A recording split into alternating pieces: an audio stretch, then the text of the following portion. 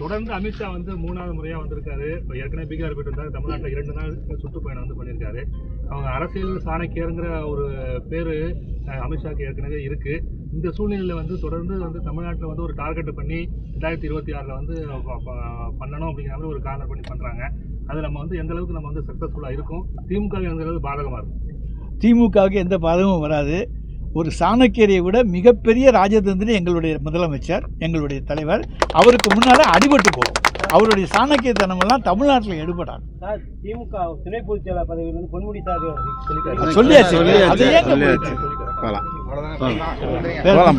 இன்றைய தினம் 9.5 கோடி ரூபாய் மதிப்பீட்டிலே மாண்புமிகு தமிழ்நாடு முதலமைச்சர் அவர்கள் நீர்வளத்துறையினுடைய சார்பிலே இங்கே சுத்திகரிப்பு நிலையத்தோடு கூடிய இந்த ஓட்டக்குளத்தை தூர்வாரி புதுப்பித்து புதுக்கோட்டை மாவட்ட மக்களுக்கு நீராதாரம் கிடைக்கும்படியான வசதி வாய்ப்பை உருவாக்கி தந்திருக்கிறார்கள். அதற்கான துவக்க பூஜை இப்பொழுது நடைபெற்றது.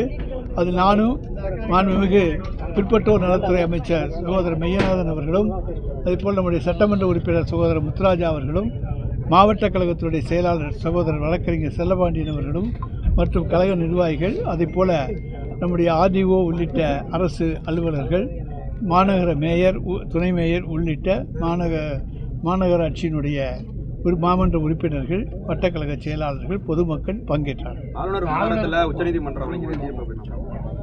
ஆளுநர் விவகாரத்தில் உச்சநீதிமன்றம் வழங்கியிருக்கிற தீர்ப்பு என்பது இந்திய அரசியலிலே அனைத்து மாநிலங்களுடைய ஜனநாயகத்துக்கு கிடைத்திருக்கிற மிகப்பெரிய வெற்றியாகும். என்று சொன்னால், ஆளுநர் என்பவர் ஒன்றிய அரசினுடைய பிரதிநிதியாக அனுப்பப்பட்டு மாநில அரசுக்கு உதவியாக இருக்கக்கூடியவரே தவிர அவர் உபத்திரவம் செய்யக்கூடியவராக இருக்கக்கூடாது என்பதுதான் இன்றைய நிலைப்பாடு. அதை உச்ச நீதிமன்றம் உறுதி செய்திருக்கின்றது. ஆளுநருக்கு இதுவரை as soon as possible என்கின்ற வார்த்தை தான் இருந்தது. ஒரு கோப்பு அனுப்பப்பட்டால் அதற்கு இப்பொழுது கால நிர்ணயம் 1 மாதம் அல்லது 3 மாதத்துக்குள் விளக்கங்கள் கேட்டு முதல் தடவை அனுப்பப்படுகிற மசோதாவின் மீது முடிவெடுக்க வேண்டும். 2வது தடவை அனுப்பப்படுகிற மசோதாவின் மீது உடனடியாக முடிவெடுக்கப்பட வேண்டும். அதிலேயும் சந்தேகங்கள் இருந்தால் அதிகபட்சம் 1 மாதம்.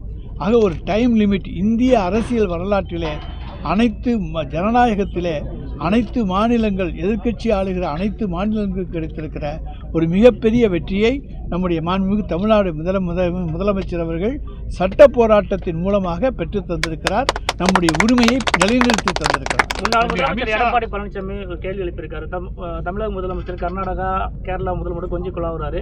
முல்லைப்பெரியார் குறித்தோ காவிரி குறித்தோ பேசுவாரான்னு கேட்டிருக்காரு. ஏங்க, ஏற்கனவே இவர் வளைஞ்சி நெளிஞ்சி பாரதிய ஜனதா கட்சியோடு ஒன்றியத்தில் இருந்த பொழுது அவரோடு கொஞ்சி குழாவினார்.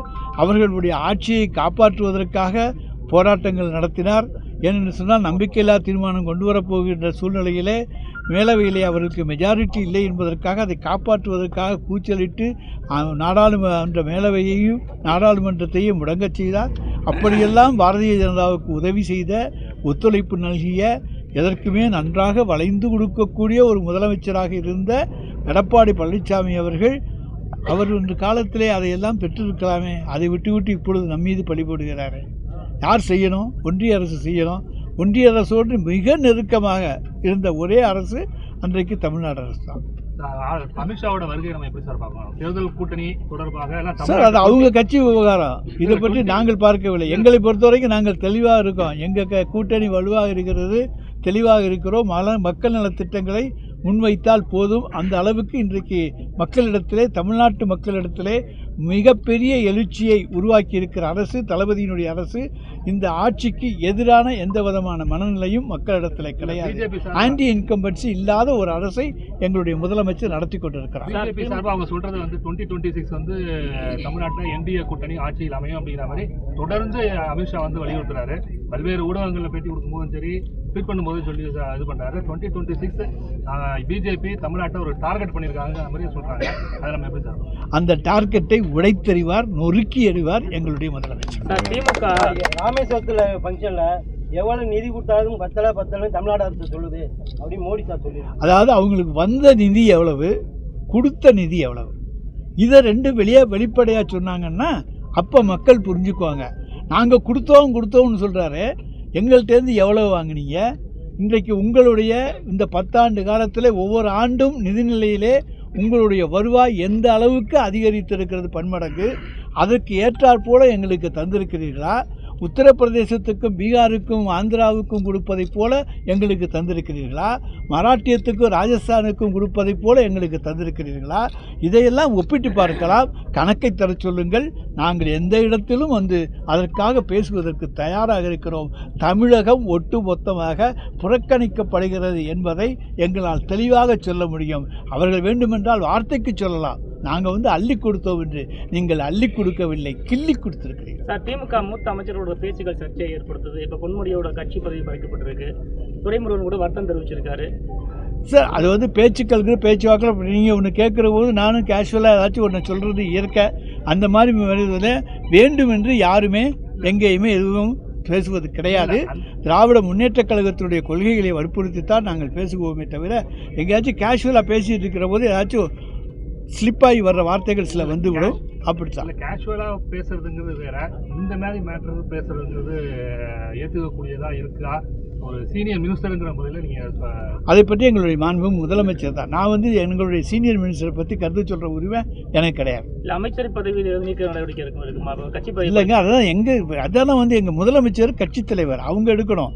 இதெல்லாம் நாங்கள் எதை பற்றியுமே பேசுகிற உரிமை எனக்கு கிடையாது. நான் அதை பேசவும் கூடாது. வேறு எதுவும் இருக்கா? பாமக விஷயம் தான் இருக்கு. என்ன? ராமதாஸ் மூத்த ரிட்டர்ன் பேக். அதான் ரிட்டர்ன் பேக். இல்ல, அதனால கூட்டணி மாற்றம் ஏற்படும் சொல்றாங்க. அவர் மீண்டும் தலைவர் வந்தனால ஒருவேளை பாமக திமுக வாய்ப்பு இருக்கா அப்படின்னு அது கடைசி வரைக்கும் காத்திருப்பார்கள். எங்களுடைய இதில் இடம் இருந்தால் எங்களிடத்தில் வருவார்கள், அவளிடத்தில் இடம் இருந்தால் அவளிடத்தில் செல்வார்கள். இதெல்லாம் நிரந்தரமாக சொல்ல முடியாது. எங்களை பொறுத்த வரைக்கும் ஒன்று மட்டும் சொல்கிறோம், எங்கள்கிட்ட இருக்க ஒரு ஆளை கூட, ஒரு அணியை, ஒரு கட்சியை கூட இழக்க எங்களுடைய தலைவர் தயாராக இருக்க மாட்டார். அதாவது கூடுதலாக ஒத்த கட்சிகள் எல்லாம் அவர்களுடைய சம்மதம் இருந்தால் அங்கே வருமே தவிர நாங்களாக தனித்து எந்த முடிவையும் எடுக்க மாட்டோம். எங்களுடைய கட்சியை பொறுத்தவரைக்கும் கூட்டணி என்பது இன்றைக்கு வலிமையாகவும் பலத்தோடும் அசைக்க முடியாமலும் இருக்கிறது. அதை அந்த அளவுக்கு வலிமையாக எங்களுடைய முதலமைச்சர், எங்களுடைய கட்சி தலைவர் கொண்டு செல்கிறார். அது இந்தியாவுக்கு எந்த மாநில முறைத்தாலையும் இவ்வளவு காலத்துக்கு ஒரு கூட்டணியை தக்க வைக்கக்கூடிய, அதை தொடர்ந்து கொண்டு செல்லக்கூடிய ஆற்றல் ஒரே தலைவர், எங்களுடைய தலைவருக்கு தான் இருக்கு. அதை உடைக்கத்தான் முடியாது, நொறுக்கவும் முடியாதுன்னு நான் சொல்லிட்டேனே. உடைச்சா நீங்க உடைவீங்க தவிர நாங்க உடைய மாட்டோம். தொடர்ந்து அமித்ஷா 3வது முறையா வந்திருக்காரு. ஏற்கனவே பீகார் போயிட்டு வந்தாரு. தமிழ்நாட்டில் 2 நாள் சுற்றுப்பயணம் பண்ணியிருக்காரு. அவங்க அரசியல் சாணக்கியருங்கிற ஒரு பேரு அமித்ஷாக்கு ஏற்கனவே இருக்கு. இந்த சூழ்நிலையில் தொடர்ந்து தமிழ்நாட்டில் ஒரு டார்கெட் பண்ணி 2026 பண்ணணும் அப்படிங்கிற மாதிரி ஒரு கார்னர் பண்ணி பண்றாங்க. அது நம்ம எந்த அளவுக்கு நம்ம சக்சஸ்ஃபுல்லா இருக்கும்? திமுக எந்த அளவுக்கு பாதகமா இருக்கும்? திமுகவுக்கு எந்த பாதகமும் வராது. ஒரு சாணக்கியரை விட மிகப்பெரிய ராஜதந்திரி எங்களுடைய முதலமைச்சர், எங்களுடைய தலைவர். அவருக்கு முன்னால் அடிபட்டு போகும். அவருடைய சாணக்கியத்தனமெல்லாம் தமிழ்நாட்டில் எடுபடாது. திமுக துணை பொதுச் செயலாளர் பதவியில் பொன்முடி சார் சொல்லியாச்சு.